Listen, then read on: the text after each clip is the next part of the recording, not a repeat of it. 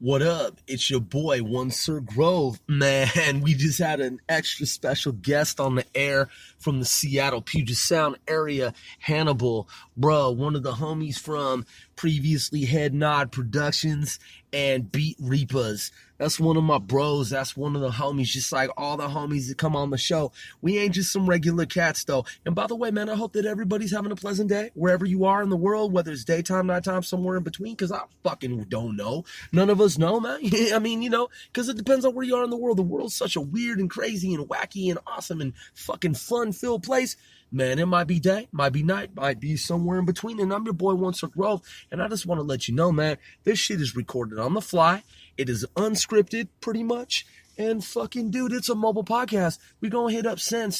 Man, I got an extra special fucking thing set up with Sen so that Sen can drop some fucking code breaker analysis, some fucking ultra fucking rad level shit in terms of, because we do analyses. I'm at 1 minute in notice, even though I just said a bunch of shit. Notice I didn't say, before I tell you this. We never fucking do that shit. We gonna call up Sen and see what's up on this new Kamikaze album, though.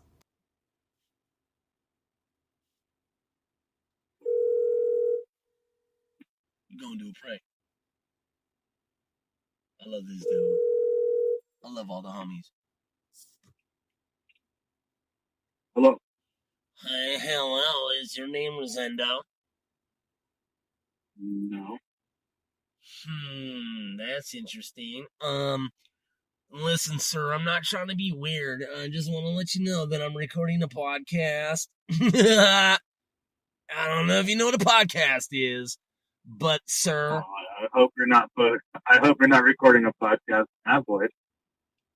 Well, honestly, I am, and just FYI. Well, someone directed me to call you to find out, like, if you're actually, I don't know why I just sniffed the air, but fucking, are you Rosendo from 495 level 4? Was that fucking stupid? And this is why you don't drink it, bro. Public service announcement. If you fucking don't drink, don't do it. Because you'll end up like Once a Grub, OSGUE, just doing pranks on phones and shit, coast to coast. Oh, by the way, if you're under the age of 21, just listen. When I was 15, I was a church boy, choir boy. Like, don't even drink if you're under the age of 21. If you're over the age of 21, drink responsibly. What's up, Sen? Shit, chilling. Bro, I gotta tell you like this. By the way, you already know you're on the air because we fucking doing the podcast. By the way, this is the 25th episode of 495 Casting Celebrities Worldwide. In between, look, this shit is gaining traction. It's crazy though. Like, because like the whole thing. Look, I speak Valley talk. I look in the mirror and I look in the glass of the fucking vehicle and the fucking studio. Like, I'm just tripping, dude. I'm drinking. I got the homie on the phone. But look, we had, remember Hannibal from Beat Reapers and / Head Nod Productions, DJ Creed's crew? Head Nod, I think so. Head Nod Productions with Casino D? Yeah. Yeah, I remember. Nice. Because we did the video at the Emerald Queen Riverboat Casino. Anyway, he was just on the air. We just did the 24th episode. The shit, bro, honestly, like from an intellectual, like, standpoint of, like, intellectualism and studiousness. I don't even know if studiousness is a word, even though I taught English, math, and science in the Korean private school for fucking 10 years. But the point is, prior to calling you, we had a fucking dope interview, bro. And I'm looking back because now I got to do the math later. I'll probably put in the wrong information. I think this is episode 25. And we got our homeboy, Sen, on the phone. One of the things that Sen and I talked about prior to this episode was the following. Sendo, and for this episode, I'm gonna roll down my window. I'm gonna light up a fucking spliffy bliffy, because they call it in, and I'm just being wacky. Fuck it. I'm going to light a cigar, okay? Sendo is going to take the lead. And before Sen, listen, people, folk, look, fuck you all if you fucking believe my homeboy Sendo. I know as an insider, and you're gonna be pleasantly surprised. Rosendo Campos, aka Sen the Soul Stealer, aka the Brown Skin Demon, my boy, Bro, yo, fucking point, man. yes, sir. The next fucking raddest producer in the industry, Sendo, take it, brother. Beats. Well, I'm gonna give it a good fucking run. Beats. Concept P, Beat. Dr. Dre, how do your beats compare? Because after you speak, I'm gonna be fucking zip. When Sen tells me to shut up, he got AK. I'm quiet. Sendo, what's up on the production shit? I don't fuck with Sen. I'm working on some stuff. I just let loose like 5 beats, 3 beats in 2 days, and I had a couple that were stashed away. Just got to get that feeling back, man. That's all. Stashed away for like 20 years? No. See, people had this big old thing that I was like out of it completely. Like I didn't rap no more, didn't mess with the beats no more, didn't do anything anymore. But I mean, I'm me, dude. Music is a part of my life, so it's not like I wasn't doing anything. I just hid it from everybody, that's all. When my friend Rosendo, because he's going to let me say this, I'm going to fucking paraphrase it for y'all. The importance of this particular podcast is this. Rosendo is the most slept on fucking producer in the world of rap. And here's why. I've been listening to Tekashi 6ix9ine, fucking in my opinion, fucking dope. Now, aside from whatever you believe about Tekashi 6ix9ine and his whole gang, okay? By the way, I'm United Bloods Nation, same gang. Nigga, you didn't know that. Some of y'all did. But here's the deal. We're West Coast UBN. They're East Coast UBN. But here's the point. Tekashi 6ix9ine connected with the producer whose name is Concept P. Admittedly, I didn't know until I did the due diligence and started to do the business rap intel and figured it all out that Concept P is the dude who fucking recorded the raddest fucking beats on the East Coast for Tekashi 6ix9ine, and they're fucking clicked up like that, and that shit was magic. Now, keep that in mind. On the West Coast, what y'all niggas didn't fucking know about is that my boy Sen from 495 Level 4, because he's a family man, this cat has recorded some of the raddest fucking instrumentals, beats, and rhymes that the world has ever heard. Now you're probably like, bro, fuck you, you're retarded, you're rejected, you're drunk. Well, maybe, but here's the deal. Despite such, we're going to prove as proof of concept whatever you hear, and this is not a disrespect to Tekashi 6ix9ine, and this is not a disrespect to Concept P, because like I fucking goddamn told you, and you're not gonna fucking play our shit backward and mix it up and make it seem like something that's not. I told you I actually am a fan of both Tekashi 6ix9ine and Concept P.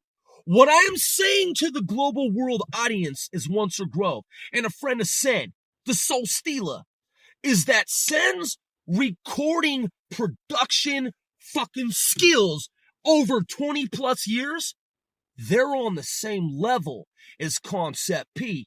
This brother fucking blessed me with some tracks that which I told him tonight as a former roommate and as my bro who's about to be out here, by the way, in New York, recording the newest shit for Level 4 with Scheme, Mr. Broccoli, Brock Landers, Dizzo, nigga, whoever. My boy has like Rembrandt, like Michelangelo, okay? And I'm equating it to that Smithsonian shit mint. I heard fucking instrumentals tonight that got my dick fucking hard. Is fucking rock. Sen, how did you produce it, man? It's all about feeling the music, man. That's all. It's see how humble he is? He said it's all about doing the music. That doesn't fucking cut it on a global podcast. We're gonna have to pry a little bit more. Okay, let's make a movie right now. Here's a movie. You're a CIA operative and you're hooked up to biometrics from the Department of Defense.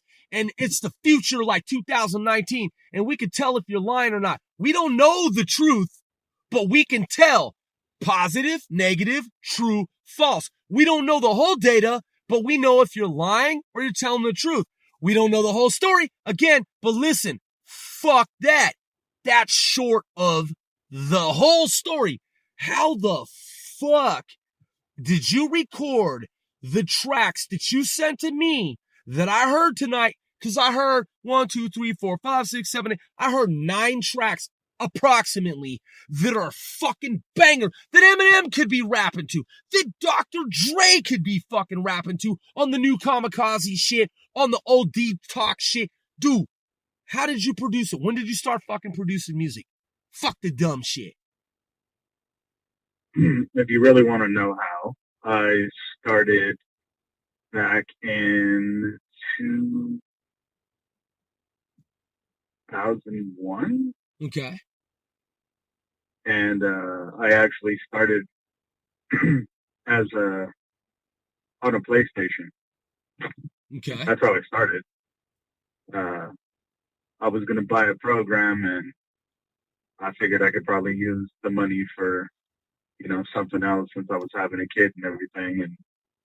And my lady at the time actually bought it for me because I wouldn't buy it for myself. Sony And, PlayStation. Yeah. Just plug in.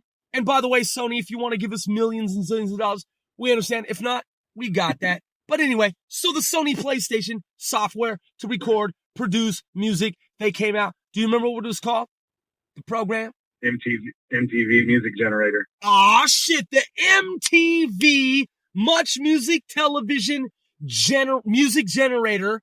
I'm not supporting the company in that I work for it or that I vouch for it. All I'm saying is that I'm a podcaster and I'm a drunk lush, and Sen the Soul Stealer is saying that's how he got his start. Can you get a copy now? Do they keep making it? I don't know, but fuck with it because that shit was legit. And that's, if Dr. Dre said I got my start with the Sony, so you got your start, Sen, the Soul Stealer, aka Sen, with the Sony PlayStation Much Music Television MTV Music Generator. Wow. Yep. That's how it started, and then I was able to make some money off of a few instrumentals, and I bought a few. Yeah. Few. I can't, dude.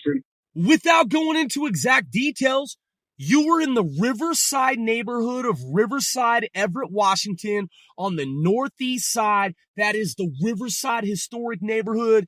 And I used to come through not just by myself, but with Brock Landers and Spank Diesel. Nigga, the fucking whole 4 Young Chili. Yep. Young Chili, YC, free YC1. He gonna be out. We gonna fucking be in a rap video. But anyway, dog, that shit is a story. You were actually making fucking top level beats using a Sony PlayStation on the Riverside of fucking Everett, Washington, Puget Sound, West Coast. Yep, until I upgraded into a music program. What was the level up in the tech of that all, in the schematics? Like program wise? Yeah. We upgraded. It was actually something that was left to me.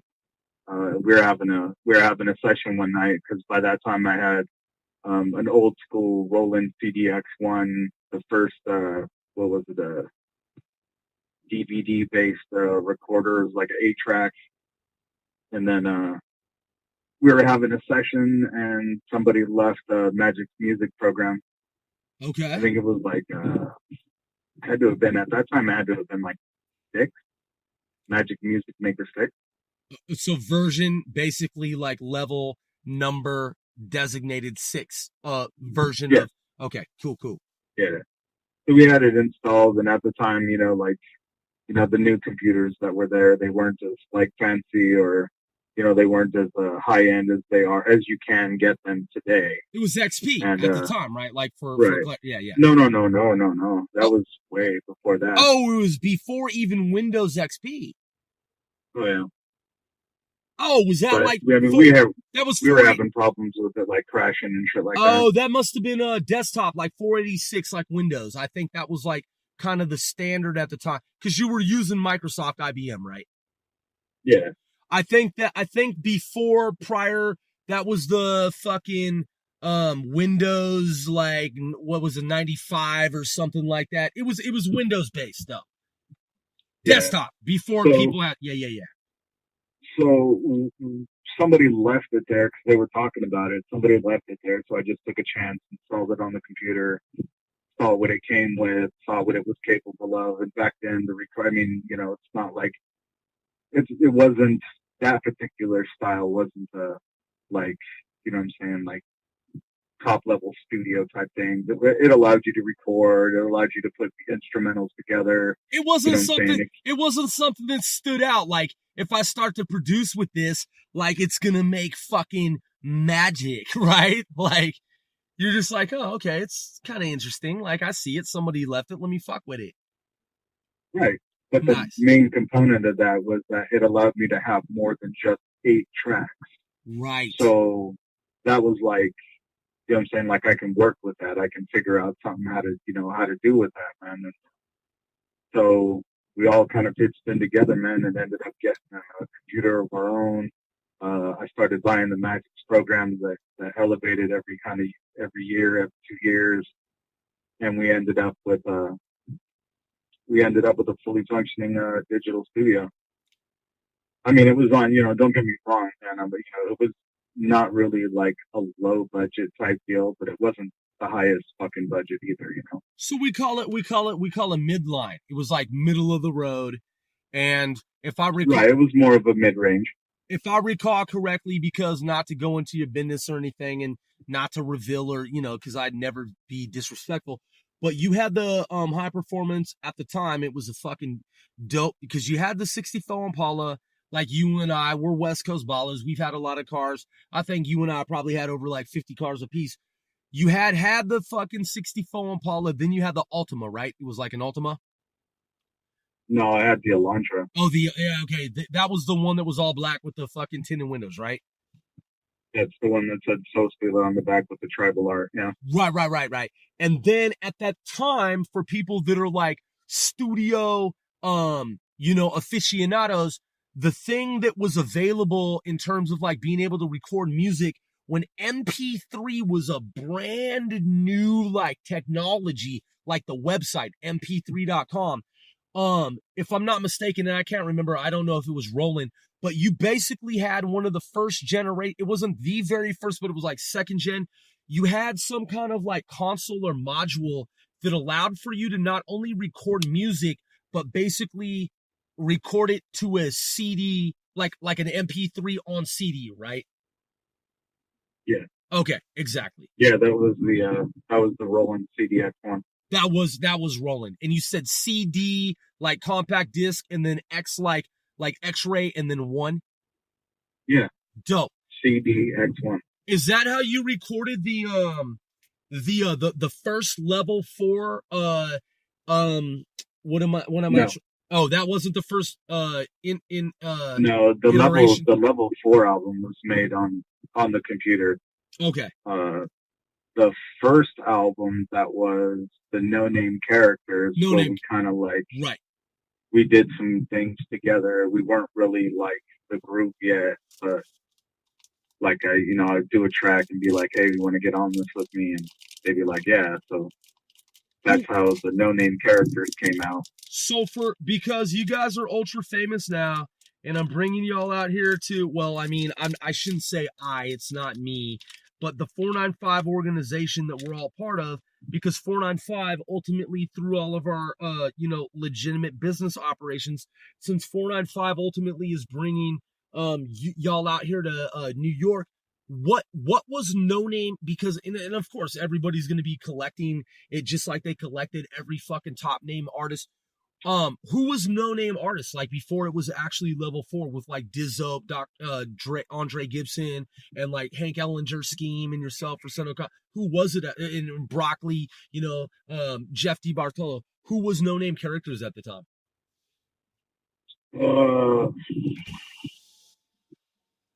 No-name characters had myself.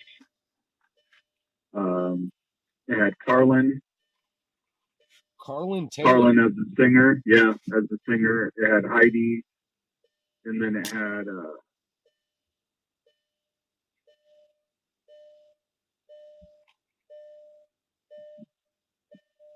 That's my... Man, that's so long ago. That's just my door open, bro. I'm just smoking a bleezy, bro. Like, I'm here in New York, dude, at the base of this hotel, and I hope that they don't fucking, like, try to give me some kind of flag for, like, sitting with my car, because they're probably like, who's this terrorist, dude, with this door open on this shit? I'm just taking a couple of hits of the bleezy real quick. I'm gonna close the car. Fuck. How many songs was it? I had to been like, it was a small one, man. It had to been like 10, 12 tracks. Oh, shit. I mean, but still, 10, 12 tracks. That's quite a few tracks for like an underground fucking, for a disc. Yeah, it wasn't too bad, man. It was pretty well. I mean, everybody kind of, everybody liked it. They were jamming it, Yeah. They're playing it in their rides and shit like that. Why are you minimizing it? I heard it. Fucking everybody's heard it, dude. Is that the one where Scheme? Well, it was the no-name characters was good, man, but the level 4 when like we started to actually like formulate the group and you know what I'm saying, like learn how each other works and what kind of level the next guy was going to bring you to, because that's how we work, man. The level 4 album was made pretty much downstairs in my apartment, and depending on who was in the room, you would write a verse knowing that the person who was sitting next to you was trying to write a verse that was going to outdo you. You know what I'm saying? So you went a little bit harder and you elevated your game, and that's kind of how we made the level 4 album, man. And that album to this day is still one of the most stolen albums in our area, in our neighborhood. Which is what brings me to this. Bro, based on what I heard tonight, man, seriously, like, mind blower. Like, I listened to, I'm gonna guess, I don't know, man. I've got like fucking John Teeter. I've got 3 computers in my car like John Teeter. Bro, I'm gonna estimate without looking. There are like 9 tracks that you sent me, okay? And on those 9 tracks alone that are from the archives that have never been heard before, dude, I say without any kind of trepidation or fear of recrimination, and I'm not trying to use big words or anything like this. I did teach English, math, and science in a Korean private school. What I'm saying is this: the fucking tracks that you sent me, dude, that nobody's heard to date, the quality and the level of those tracks are tracks that Tekashi 6ix9ine could be rapping to, because they're on the same level of fucking concept, period. They're also fucking tracks, dude. I heard a track where, after listening to the Kamikaze album, and I'm not upselling anything, and I'm not biased because I know you, I'm saying even if I never knew you, dude, you got one particular track that I have in mind that any rapper in the industry, P. Diddy, Dr. Dre, fucking Ice-T, LL Cool J, Paul Wall from the South, man, the most obscure artist, dude, fucking SIBO out west, man, whoever, E40, doesn't matter. I'm not trying to name drop, okay? LBC, fucking, Dog Pound, whoever. I'm saying, bro, Snoop Dogg, you've got fucking a beat that you produce, dude, that is so ultra fucking cold that nobody's heard, not yet, right? How did you keep this shit so low key and underground? I know you're a family man, and I know why you did it. It's because you've been working to fucking perfect your shit. But yo, bro, do you have formal musical education? How did you make it so tight like this? No, I have no training whatsoever. I have no schooling. I have nobody who taught me how to do anything. There are people who showed me like programs, but nobody taught me how to run them. Nobody taught me how to use them. I just, I just, I just know how to put together sounds, man. I just know what goes, man. So growing I, up, everything is self-taught. so, Everything. so growing up on the West Coast and being part of Criminal Alliance with Zone, Loot Money, Scoot, Aaron, fucking, you know what I'm saying, Arnie, like everybody, dude. Anybody who's ever rapped with us, bro, Mac Tension, and I'm not talking about Mac 10 from West Coast Connection, West Side Connection rather. I'm talking about Mac Tension from Lethal Crew 12C. Anybody and everybody, dude, who's ever been part of the Pacific Northwest, Chili, Scheme, like, I know you work with Scheme. I know you work with Mr. Broccoli, aka Brocklanders. Like, so, I yeah, don't know if he goes by Brock Landers, dog, but I do summon the red eyes white broccoli.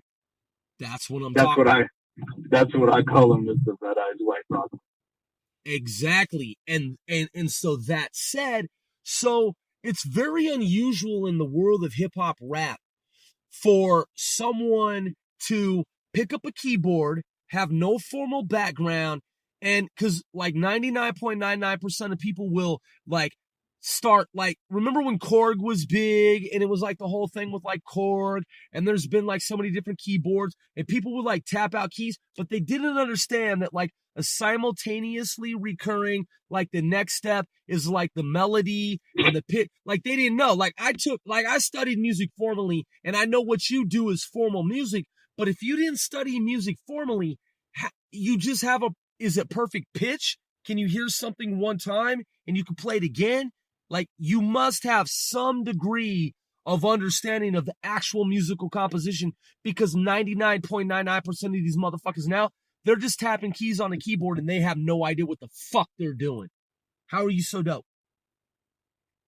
Well, it took a long ass time, man. I don't know how many, how many pairs of headphones I went through, but like I listened to everything, man. I listened to how how the beat goes, how the bass drum kicks, how the hi hat, the snare, how they're put together, the patterns, everything from synth to the horns, the strings, like everything, and how it's put together, how it's layered together, the sounds, the pitch.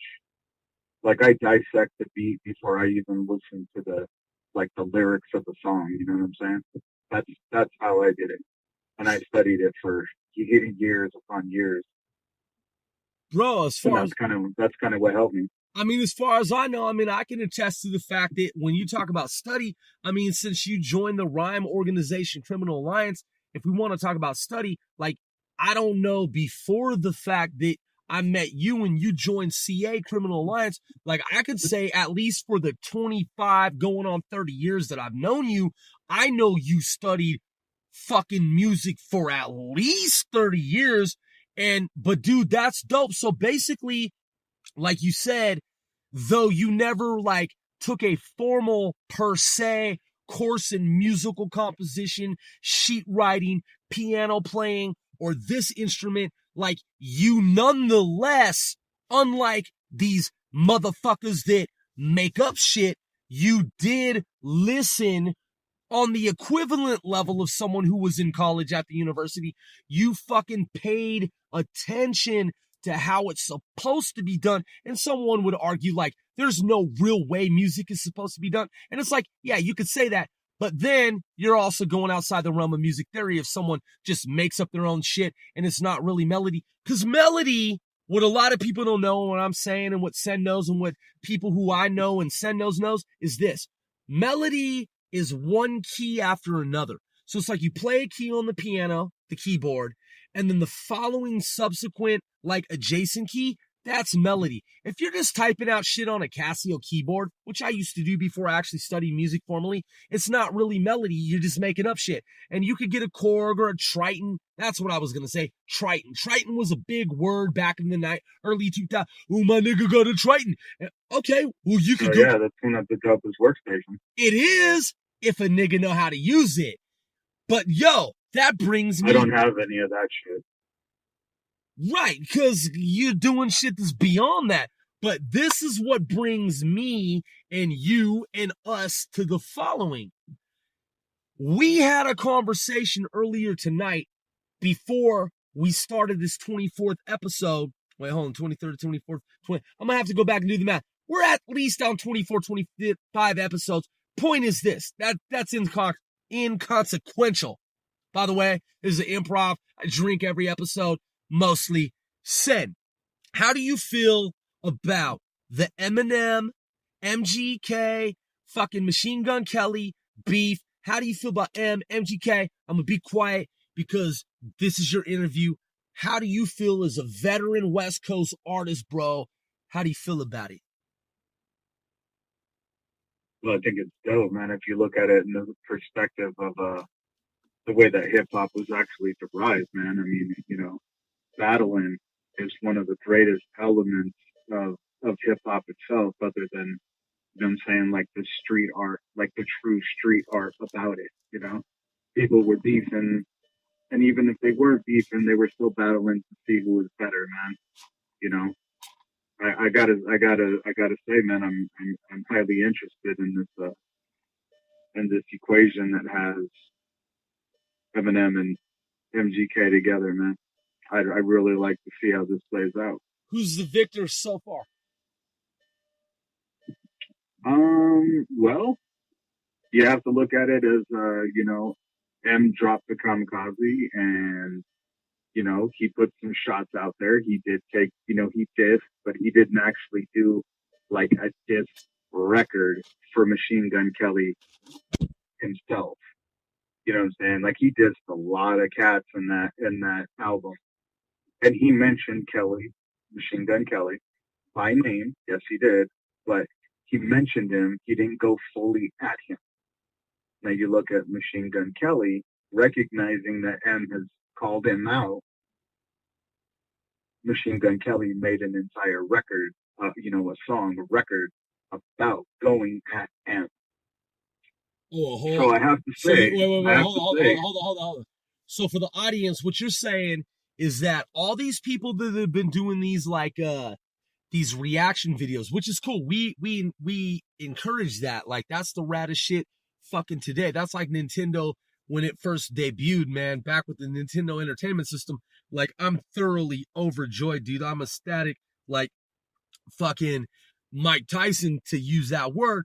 But dude, being enthralled and fucking totally blown back, like I'm an old school, you know, dude who fucking from in that era. Like, I'm just enjoying it like a fanboy. Like, I'm impartial, and I'm like, you're saying what we're not hearing in the analyses in terms of like multiple, like there's an analysis here, there's an analysis here. You're saying what a lot of people aren't talking about in the reaction videos is, and I didn't know this either, because this is why I'm getting schooled by Sen the Soul Stealer, a.k.a. Sen from 495, level 4. You're saying MGK, Machine Gun Kelly, he made an entire album dissing Eminem? No. Oh, okay. When I say the record, I mean the song, my bad. Okay. I should say track. Which better. Which one was that? Because I'm not hip to it. That was the one that just came out. Oh, you're talking about the Rap Devil. Rap Devil. Yeah, Rap Devil. Okay, I got you. See, what I'm saying is that, you know, when Eminem dropped this kamikaze, and yeah, it was like out of nowhere, right? Dropped it. We were all surprised, and everybody was like, what the fuck is going on? Yeah. And then they heard it, and everybody was like, it's fucking fire. We have the old Slim Shady back. You know what I'm saying? We have the old school, I'm going to jump in your shit and fucking tear you up. Rap God. Yeah. Right. So what I'm saying is that in the tracks of Kamikaze, he takes shots at people. He goes at other people a little bit more than he did at MGK. You know what I'm saying? Like he was more at the Drake, and I actually took a lot of pot shots at Drake, but I mean, you he did? mentioned, Wait. No, You did? M did. Oh, okay. I was like, okay. So I'm saying, in Kamikaze, he mentioned MGK, and MGK to this point right now is the only motherfucker to come out and swing back. Sen. And I'm saying, Hold up. Microsecond, nanosecond, pause, y'all. Go ahead, brother. My bad. Had to take a piss break. All right. Nah, so you're saying, like, basically, he took a jab at MG. So Eminem took a jab at Machine Gun Kelly, and of all the, like, say, let's just say, because we don't know, I don't know, maybe you know, but of the 100, we'll say 100 fucking rappers, because it's not necessarily clearly defined. Maybe it is, but I'm saying as a consumer, I don't know. Of all the rappers he took a shot at, you're saying MGK is the one who came back swinging, though. Yes, and what I'm saying is that that's rare. You know what I'm saying? Like nobody in the industry wants beef with M. M is notorious for doing this kind of shit, man. Absolutely. You know what I'm saying? And it's like, he's like Tupac, man. When Tupac wrote on somebody, like your career was pretty much over. Yeah. Fuck yeah. Who wants to fuck with Machiavelli, dog? That ends up in bad shit. And that's what it is. But you know what I'm saying? Like he took a pop shot at Machine Gun Kelly, and Machine Gun Kelly responded with an entire track going directly at him. Now, do I think he's gonna win? I don't know. You mean Eminem but I or can tell you that you mean Eminem I or can MGK? tell you. You mean Eminem or MGK? Do I think MGK is going to win? I don't know. But I can tell you right now, as an honest opinion on it so far, MGK has swung for the fences, bro. You mean he did his best, but he's done? I don't know. I don't know. Because, Eminem is saying that Slim Shady's back, you know what I'm saying? And if the real Slim Shady is back, then it could be over for MGK. So look, but, on the other side, he is, he has been off for 10 years, man. I don't really know if he's gonna. I don't know what's gonna happen, man. What kind of Shady do we get back? Exactly, bro. And that's what's so exciting is that, like, I understand, like, going back to the beginning of rock and roll, because you and I are both minorities, and I understand that, like, black folk, you know what I'm saying, started rock. Before you even start going off on that, man, let me make it very clear. Yeah. That this is not a minority thing. It's not a white thing. It's not a black thing. It's not a brown thing. It's not an Asian thing. It's not an anything. Because when you talk about music, it is about transcendence of everything. Your life, color, whatever you are, origin. So the fact that it's minorities has nothing to do with it. We're speaking of music. My man Sen said that, dude, and I'm not gonna fucking correct him. So then in that, can we agree that in the mathematical statistics of it all, as far as we know currently, because we haven't seen the actual numbers, but we're guessing that this is in relation to everything that we know, this is the number. Roxanne, I want to be your man. The bridge is over. This is the number one beef in hip hop history, right? I think it is. No. No? No. Currently on the books, the most sufficient beef that is more televised than anything was the Pac and the Biggie. You brought that up over, and that's why we're doing this podcast, because Sendo brought that up earlier. He said, look, because I thought the same thing, and that's excellent fucking analysis by Sen. He said, look, people are making this thing, and we're not saying it's not, but Sen is saying, but like, think about this. The shit before was one coast against another coast with a lot of people. For me, go ahead, brother. You take the lead, brother. I'm listening. I'm being educated. So what I'm saying is that, you know, when it came down to it and Pac and Biggie were doing their thing, going at each other, you know what I'm saying? It was Biggie versus Pac, but nobody looked at the situation and was like, hey, these two black guys are going against each other. These two black guys are rapping against each other. No, they turned it to, it was West Coast versus East Coast. You know what I'm saying? Now we have this MGK and Eminem thing. So now everybody's bringing the fact that they're both white into play. Like, I don't see him as being a white thing. Yeah, they're both white, but this is about music, man. He took a sheet, you know, the beat wasn't colored. The beat wasn't black. The beat wasn't, you know, Asian. The beat wasn't anything. It was a beat. True. M got on that beat. He said what he said. MGK got on a beat. He said what he said. It's not about the color, man. It's about the music. It's about what he said. It's about the sport of battle. Dope. Yes. That's why you're on the air, bro. That's expert analysis. Excuse me, I just smoked a cigar and took a piss. But fuck that. Dude, you're absolutely correct. That's what none of the well, there were some cats that were alluding to that. So expanding upon that, where do you see this playing out? Like, how's this going to work? Are they going to hug in the end and be like, yo, it's all sport, like it's all good? Is it going to turn into some bad shit? How do you feel? I don't know, man. We'll have to see what's said, you know, because, you know, like back in the day when Benzino and Ray Benzino, yeah, right, bro. when they were doing it with Eminem, you know, somebody crossed the line and mentioned M's daughter, and you know, don't fuck with Eminem's with his daughter. Yeah, Haley, hell no. And how many times have you heard anybody say anything about Murder Inc. in the last like 2 years, 3 years, 4 years, 5 years? Anything? Zero. A lot of these cats don't even know about Murder Inc. Yeah, they don't even know. Yeah. So the whole thing started, or I don't know about the whole thing if it started off because of that, but MGK made a tweet about Haley when she was like 16 or something like that. And, you know what I'm saying? Like, that's how you get M's attention in the first place, you know? And he did it on this Rap Devil track, man, you know? You talking about MGK did it on the Rap Devil track? Right. Yes.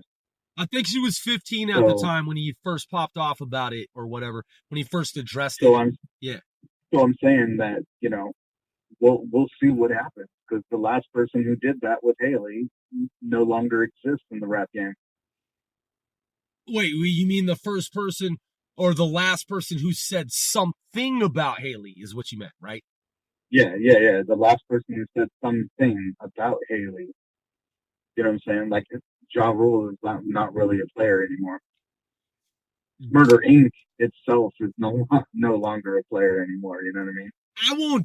I won't, look, man, I'm here in New York and I will not fucking, you know, like rebuttal what you just said. I'm not gonna fucking go back on what you said. But look, man, I want to ask you this, bro. So for all of these people, man, out here, like in terms of rap, in terms of fucking production, bro, I know in 1 minute remaining, bro, dude, how are you producing, bro? Like, I know you're the next top producer, and anybody who's listening to Concept P, I'm gonna put this out there. I like Concept P. I like Tekashi 6ix9ine. People may have differing opinions, but bro, your shit is on the same level, bro. You coming out like this, though. How you doing the production, brother? Very sneaky. Very sneaky. Okay. I have some time at night, man, and I let the melody, I let the song, I let, you know, whatever the creation is, I let it speak to me, and then I put it through the track, man. That's how it comes together. So check it out, y'all. With 35 seconds remaining, Sen, a.k.a. the Brown Demon, a.k.a. Sen the Soul Stealer of 495 Level 4. Google it. Google that. DJ with an Uzi. Sen has agreed to be in the movie. live action, sci-fi, technological spy thriller. We gonna do some shit, man, and it's gonna be the biggest shit, man. After you heard about NWA, that's real talk. Peace to NWA, peace to all the competitors right now. It's gonna be the next era right now. Love y'all. One Sir Grove.